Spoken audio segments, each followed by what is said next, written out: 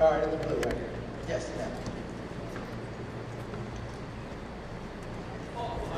No. I will come back to you, but you're like family. They might think I'm just picking you. Kevin. Yes. My name is Sandra Lampy.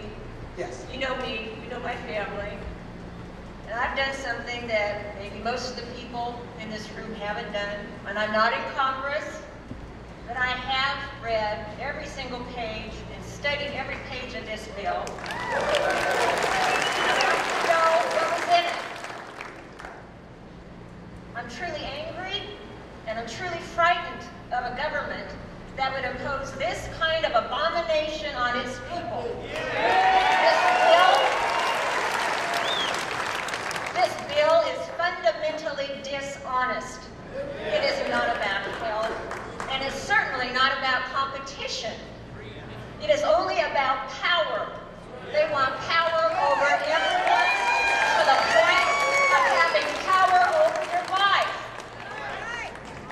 This is a disguised step toward a single-payer government system to put private insurance out of business. My current policy states that my insurance will pay for all reasonable and necessary medical expenses for my family. I have that because I can purchase it in the marketplace. The government program will offer me and my family all medical treatment that the government decides to give me, and force me to pay for it whether I like it or not. I have examples. These are my notes of abuses in this bill, but I want to pose my question. Will you and the House Republicans do everything in your power to defeat this bill and any upcoming twin without compromise?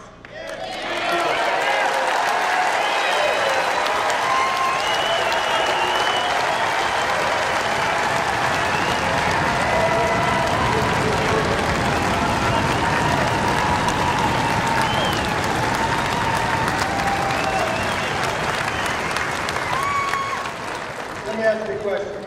Really, how do you feel about the bill? I will tell you, she asked a legitimate question. I told you at the very beginning, I'm not just opposed to this bill, because this bill fundamentally changed our way of life. I think it'll change your children's way of life because it will break us. We will do all in our power, but we also do all in our power to fix health care in the correct method as well. All right. I want to be fair because I have not gone up high. You got your hand up in the gray shirt. I'm sorry.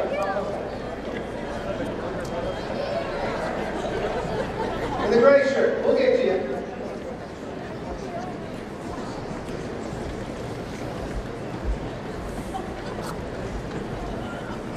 The question is, in this current economic climate, we all know people who have lost their jobs, with the health care coverage they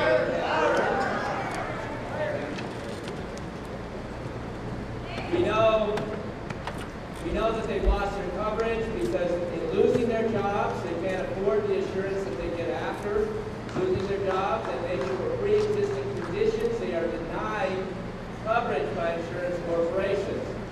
What kind of guidelines would you propose to ensure that insurance corporations do not deny coverage or charge prices that are too high for people who may lose their job and have to go to other insurance?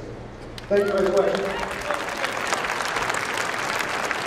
The question is, if someone loses their job, how are they going to afford it? We're going to lower the cost. Pre-existing conditions, I've already told you, I support telling insurance companies they have to offer it. I'm not going to legislate what the price is going to be, though, but I'm going to change the marketplace where there's more competition and more options. My long-term goal is to make sure health care is portable. That you no longer get it from your employer, be able to get it from yourself. Because the idea that you control it, look, it all started in World War II People would go to work and work there 40 years. They got all their health care from the employer. You got the tax write-off the corporation, so they went forward. They never capped it. That's not the way we live our life today. We don't work for one company for 40 years. We move forward. Why can't you keep it, be portable wherever you go, you lose your job, you're not going to lose it, be able to go through. You can have the same write-off as corporations have. You could have the choice of the marketplace coming down. I think we can solve those problems. All right, I promised over here. I'm going to pick you just because you wore a suit.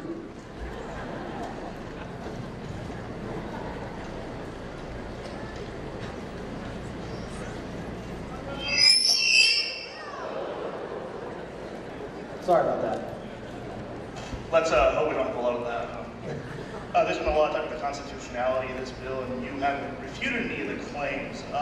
Is it, I'm Robert Kale, I live here locally most of my life.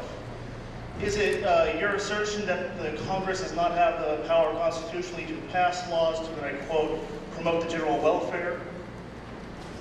Yeah, we promote the general welfare all the time. It's free the people, preamble.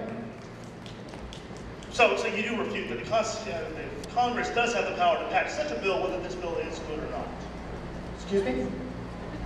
Congress does have the power to pass such a bill, whether this bill is good or not. No, there's mandates to it. They have the power to pass it. You can challenge it in the court. Okay, we offer people one question at a time. If you want to have a colloquy, we can do that. We can do it a little later, but constitutionality with the people. All right, let's go. Where are we going to go next? Oh, let's go right down here. All right, ma'am.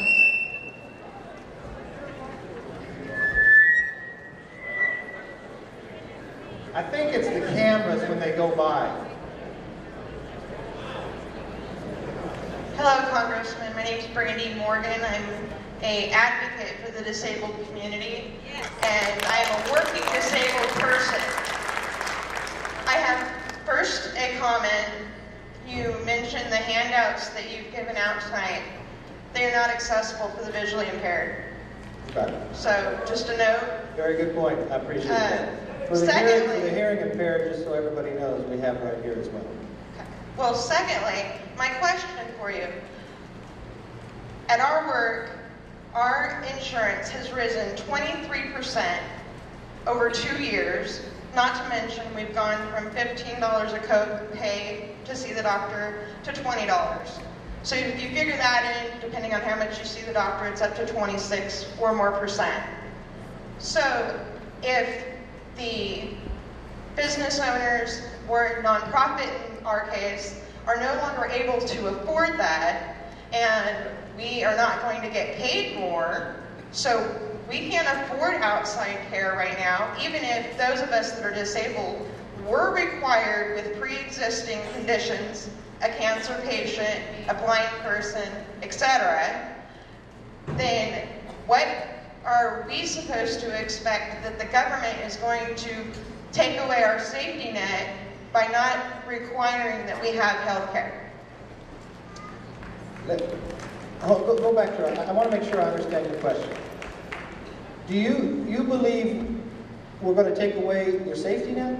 What I'm saying is, you mentioned that you don't think that employers should be responsible, that it should be something that we could get. Okay, that's a good point. No, the clarification is, we have 253 million Americans that have health insurance.